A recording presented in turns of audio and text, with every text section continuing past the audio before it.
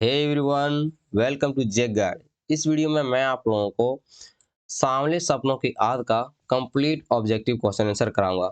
मैं आपको बता दूं कि जो भी चैप्टर आपके पहले हैं यानी 3 चैप्टर तक मैंने आप लोगों को पहले से ही सब चीज़ें डिटेल से बता दिया हुआ हूं। तो आप लोग जरूर विजिट करके उन सभी वीडियो को देखेंगे और अपने एग्जामिनेशन की तैयारी को दुरुस्त करेंगे। ओके, तो सांवले सपनों की आग में मैं आप लोग को क्या बताऊंगा, विशेष तौर पर मैं उन क्वेश्चनों को ज़्यादातर फोकस करूंगा जो आपके एग्जामिनेशन के व्यू से ज़्यादा इंपॉर्टेंट है और उनकी पूछने की संभावना इस बार आप लोगों के लिए ज़्यादा है। ओके, तो आप लोग को जो सबसे ज़्यादा याद रखने वाली चीज़ें क्या है, लेखक परिचय। लेखक परिचय किसी की भी कोई चीज़ें पूछ देती है, इसलिए इन चीज़ों में आप लोग को कभी भी भूलना नहीं है। ओके, जैसे कि अगर बात करें सांवले सपनों की आग, तो सांवले सपनों की आग के जो लेखक है वह है जाबिर हुसैन जी। उनका जन्म जो 1945 में ईस्वी में हुआ था। अगर स्थान की बात करें तो नालंदा बिहार में इनकी जन्म हुई थी। अगर इनकी मुख्य पेशा की बात करें तो ये अध्यापन का काम करते थे, मतलब पढ़ाने का काम करते थे।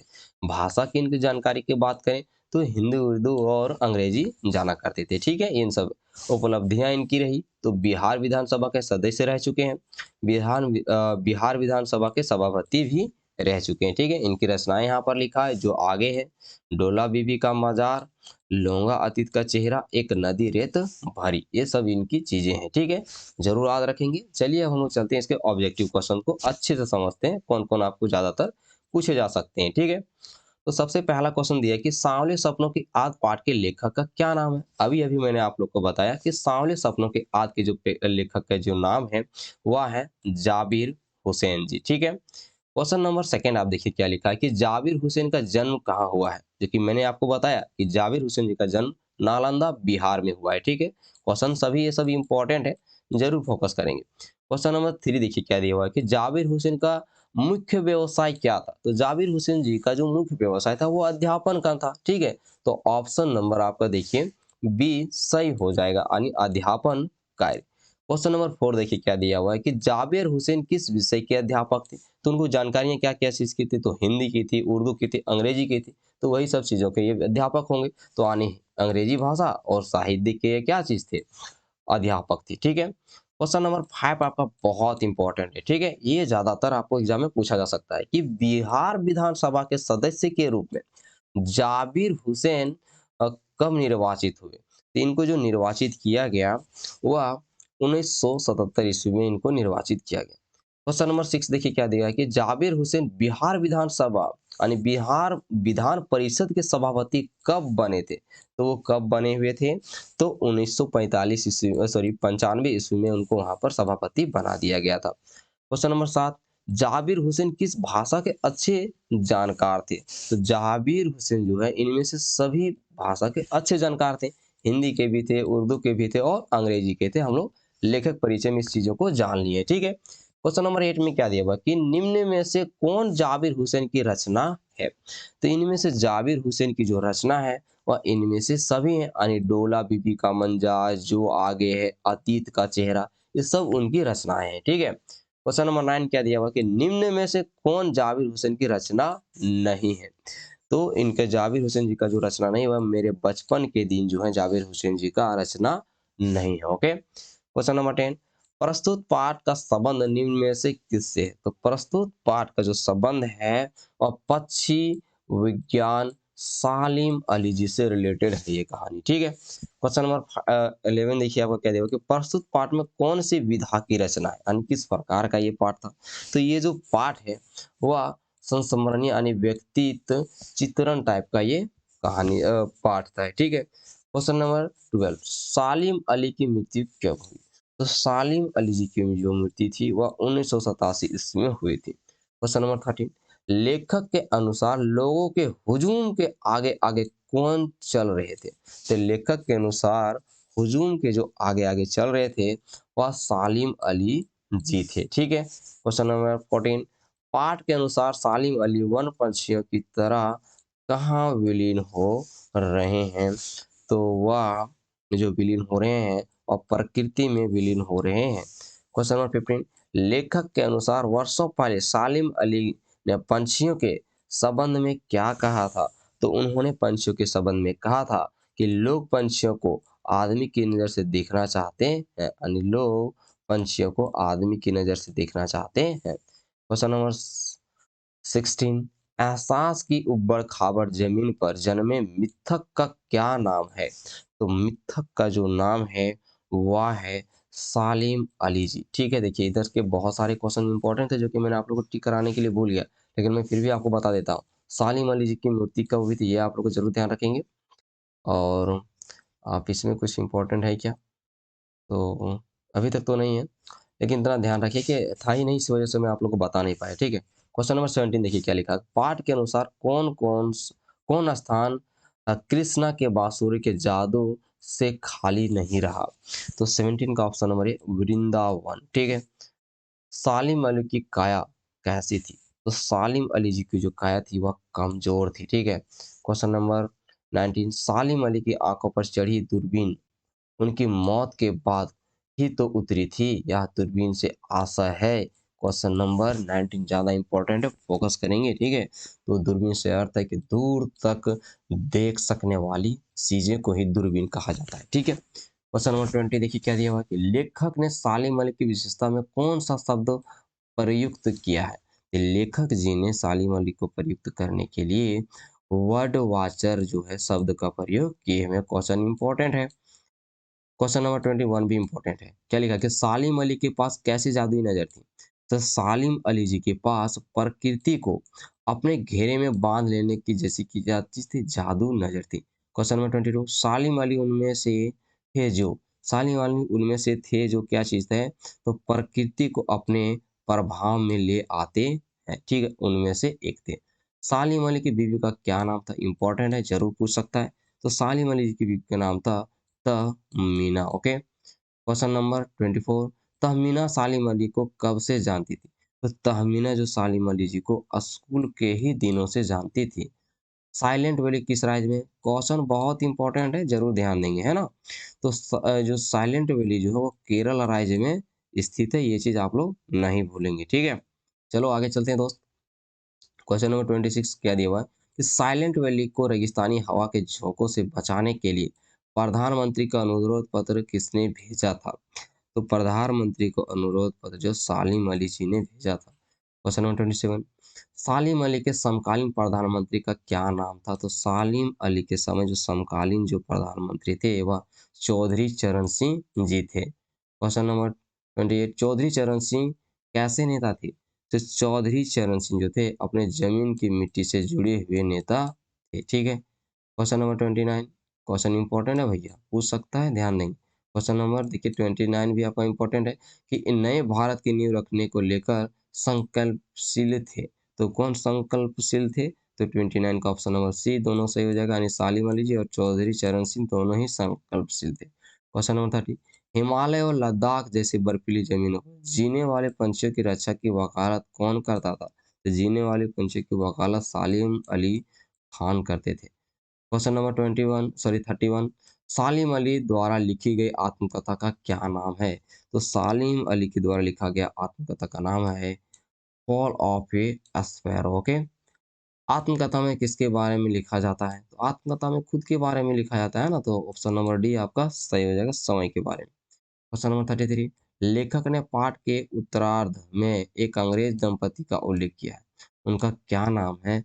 तो उनका जो नाम है वह D.H. लॉरेंस और फ्रीडा लॉरेंस। ठीक है, क्वेश्चन नंबर 34 पति की मृत्यु के बाद लोगों ने फ्रीडा लॉरेंस से क्या अनुरोध किया? तो पति जी की मृत्यु के बाद फ्रीडा लॉरेंस ने कहा कि अपने पति के बारे में लिखने का। ठीक है, ऑप्शन नंबर ये इंपॉर्टेंट है, हो सकता है पूछ दे, ज्यादा इंपॉर्टेंट तो नहीं लेकिन पूछने की संभावना बनता है। क्वेश्चन नंबर 35 लेखक ने छत पर बैठने वाली गुरैया किसके बारे में बहुत कुछ जानती थी? ये इंपॉर्टेंट है। ठीक है, तो किसके बारे में बहुत कुछ जानती थी? तो D.H. लॉरेंस के बारे में बहुत कुछ जानती थी। ठीक है, क्वेश्चन नंबर 36 जटिल प्राणियों के लिए हमेशा सालिम अली क्या बने रहेंगे? तो जटिल प्राणियों के लिए सालिम अली जी जो है वह पहेली बने हुए रहेंगे। क्वेश्चन नंबर 37 बचपन के दिनों में सालिम अली की एयर गन से कौन पक्षी घायल हुई थी?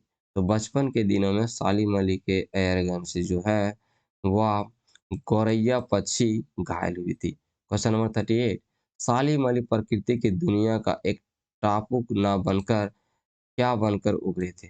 तो सालिम अली जो है प्रकृति की दुनिया का एक टापू ना बन करके वो जो है वह अथाह सागर बन कर उभरे थे। क्वेश्चन इंपॉर्टेंट है दोस्त, जरूर ध्यान रखेंगे। क्वेश्चन नंबर 39, पक्षियों से सबसे अधिक लगाव किसको था? पक्षियों को जो सबसे अधिक लगाव था वह सालिम अली जी को था। इंपॉर्टेंट है। क्वेश्चन नंबर 40 भी इंपॉर्टेंट है। सालिम अली का स्वभाव कैसा था? तो सालिम अली जी का जो स्वभाव था वह भ्रमणशील था, ठीक है, इधर उधर घूमते रहते थे। यायावरी का क्या अर्थ है? तो यायावरी का जो अर्थ है वह कुछ जानकारी प्राप्त करने के उद्देश्य से यात्राएं करना को ही क्या बोलते हैं? आयावरी कहते हैं। क्वेश्चन नंबर 42, पाठ के अनुसार यायावरी से परिचित लोगों को सालिम अली के मृत्यु के बाद उनके बारे में क्या ख्याल आता है? तो उनके बारे में ख्याल आता है, वह आज भी पक्षियों के सुराग में निकले हैं, ठीक है। क्वेश्चन नंबर 43, सालिम अली के गले में क्या लटकता रहता था? तो सालिम अली जी के गले में जो है दूरबीन लटकता रहता था। क्वेश्चन नंबर 44, सालिम अली को याद कर किसकी आंखें नम हो गई? तो सालिम अली जी को याद करके जाबिर हुसैन जी की आंखें नम हो गई। क्वेश्चन इंपॉर्टेंट है। क्वेश्चन नंबर 45 भी इंपॉर्टेंट है कि डी एच लॉरेंस कैसा आदमी था? तो डी एच लॉरेंस जो है वह सादा दिल का आदमी था। क्वेश्चन नंबर 46, लेखक डी एच लॉरेंस को याद कर कैसा महसूस करता है? जैसे लॉरेंस 46 का ऑप्शन नंबर बी सही जगह उसकी अंगों और हड्डियों को समाया हो, इसे याद करता था। क्वेश्चन नंबर 47, मिथक का क्या अर्थ होता है? ये क्वेश्चन पूछा था इस बार आपका जो सेकंड टर्मिनल था शायद, उसमें मुझे कंफर्म पता नहीं, लेकिन क्वेश्चन था ऐसा कुछ, ठीक है। तो मिथक का क्या अर्थ होता है? तो मिथक का जो अर्थ होता है ऐसी बात जिसका कोई स्पष्ट प्रमाण ना हो, उसे मिथक कहा जाता है। क्वेश्चन नंबर 48, इनमें से कौन क्षितिज का पर्यायवाची शब्द नहीं है? तो क्षितिज का जो इनमें से पर्यायवाची शब्द नहीं है वह है नभ, ठीक है। क्वेश्चन नंबर 49, निम्न में से आसमान शब्द का सही विलोम शब्द कौन है? तो निम्न में से आसमान शब्द का सही विलोम शब्द है 49 का ऑप्शन नंबर बी जमीन, ठीक है। अब देखिए आसमान का क्या होता है? धरती। आसमान वो तो अलग क्या है? तो धरती एक ही चीज है, पृथ्वी भी एक ही चीज है, वो भी एक ही चीज है, लेकिन जो जमीन है वो थोड़ा सा अलग है, ठीक है। क्वेश्चन नंबर 50, सैलानी का क्या अर्थ है? तो सैलानी का अर्थ होता है सैर वाला, घूमने का मतलब इधर उधर घूमने वाला कोई सैलानी कहा जाता है। क्वेश्चन नंबर 51, निम्न में से किससे कृष्ण का संबंध नहीं है? कृष्ण जी का जो संबंध नहीं है वह है कैकई। कैकई जी का जो संबंध है वह कृष्ण जी से नहीं बल्कि राम जी से है, ठीक है। क्वेश्चन नंबर 52, सालिम अली के लिए प्रकृति में हर तरफ कैसी दुनिया पसरी हुई थी? तो सालिम अली जी के लिए दुनिया जो हर तरफ जो है वह रहस्यमयी पसरी हुई थी। क्वेश्चन नंबर 53, नेस ग्रीक शब्द का क्या अर्थ होता है? तो नेस ग्रीक जो शब्द का प्रयोग जो अर्थ होता है वह अर्थ होता है इस सबका ऑप्शन नंबर डी, इनमें से सभी, यानी स्वाभाविक होता है, सहज होता है, प्राकृतिक, इन सब चीजें अर्थ होती है। क्वेश्चन नंबर 55 और 54, ठीक है। लेखक ने सालिम अली की मृत्यु का क्या कारण बताया है? तो लेखक जी ने सालिम अली जी का मृत्यु का कारण बताए थे cancer. Question number 55, D H Lawrence ने किस रूप में प्रसिद्धि पाई थी? तो डी एच लॉरेंस जो है वह अंग्रेजी साहित्यकार के रूप में प्रसिद्धि पाई थी। क्वेश्चन नंबर 56, पठित पाठ सांवले सपनों की याद का हिंदी अनुवाद नेशनल बुक ट्रस्ट ने किस नाम से प्रकाशित किया? तो नेशनल बुक ट्रस्ट ने 46 का ऑप्शन नंबर बी सही जगह एक गौरैया का गिरना जो है, तो गिरना जो है इस नाम से जो है उस किताब को प्रकाशित करते हैं। हुजूम शब्द का क्या अर्थ होता है? तो हुजूम शब्द का अर्थ होता है ए और बी दोनों, यानी जनसमूह और भीड़। पाठ में आए शौक शब्द का क्या अर्थ है? तो पाठ में आए शौक शब्द का अर्थ है चंचल। पाठ में आए आबसार शब्द का क्या अर्थ है? पाठ में आबसार शब्द का जो अर्थ होता है वह होता है झरना। Question number 60, D H Lawrence का जीवन काल। डी एच लॉरेंस का जो जीवन काल है वह है आपका 1885 से लेकर 1830 ईस्वी तक। डी एच लॉरेंस के अनुसार मानव को किस और लौटने की आवश्यकता है? तो डी एच लॉरेंस के अकॉर्डिंग मानव को प्रकृति और की ओर लौटने की आवश्यकता है। क्वेश्चन इंपॉर्टेंट है, ठीक है। क्वेश्चन नंबर 62, सालिम अली का जीवन काल क्या है? तो सालिम अली जी का जीवन काल है 1896 से लेकर 1987 तक। क्वेश्चन नंबर 63, पलायन का क्या अर्थ है? तो पलायन का सीधा साधा अर्थ होता है एक जगह छोड़कर अन्य किसी दूसरे जगह जाना। क्वेश्चन नंबर 64, इनमें से कौन सा टीवी चैनल सभी पक्षियों से संबंधित नहीं, चैनल जो है पशु पक्षियों से संबंधित नहीं है। तो 64 का ऑप्शन नंबर डी आपका सही हो जाएगा, जी जागरण जो है पशु पक्षियों से संबंधित नहीं है। क्वेश्चन नंबर 65, निम्न में से कौन सा पक्षी भारत में प्रवासी पक्षी के रूप में मिलता है? तो जो आपका साइबेरियन क्रेन जो है वह आपको प्रवासी पक्षी के रूप में मिलता है। क्वेश्चन नंबर 66, निम्न में से कौन पक्षी का नाम नहीं है? तो पक्षी का नाम नहीं है वह नेवला, नेवला एक पक्षी है ही नहीं, ठीक है। क्वेश्चन नंबर 67, आंखें नम होना मुहावरे का अर्थ है। तो आंखें नम होना दुख के कारण आंखें भर आना उसी का एक मुहावरा है। क्वेश्चन नंबर 68, पक्षी विज्ञानी सालिम अली का पूरा नाम क्या था? तो पक्षी विज्ञानी सालिम अली जी का पूरा नाम जो था वह था सालिम मोइनुद्दीन अब्दुल अली। ओके, जरूर ध्यान रखेंगे। क्वेश्चन नंबर 69, सालिम अली को क्या उपाधि दी गई है? तो सालिम अली जी को जो उपाधि मिली है अब भारत के वर्डमैन का उदाहरण दिया गया है, ठीक है, यानी उपाधि दिया गया, उदाहरण बोल रहा हूँ। क्वेश्चन नंबर 70, पक्षियों का संरक्षण तथा कई सारी किताबें लिखने पर भारत सरकार ने सालिम अली की कौन से पुरस्कार से पुरस्कृत किया, यानी पुरस्कृत किया? तो 70 का डी नंबर पद्म विभूषण दे करके उनको सम्मानित किया गया, पुरस्कृत किया गया, ठीक है। अगर वीडियो आप लोग को पसंद आया तो वीडियो को लाइक करें, दोस्तों में शेयर करें और चैनल को सब्सक्राइब करने के लिए नहीं भूलेंगे। ओके, मिलते हैं नेक्स्ट वीडियो में।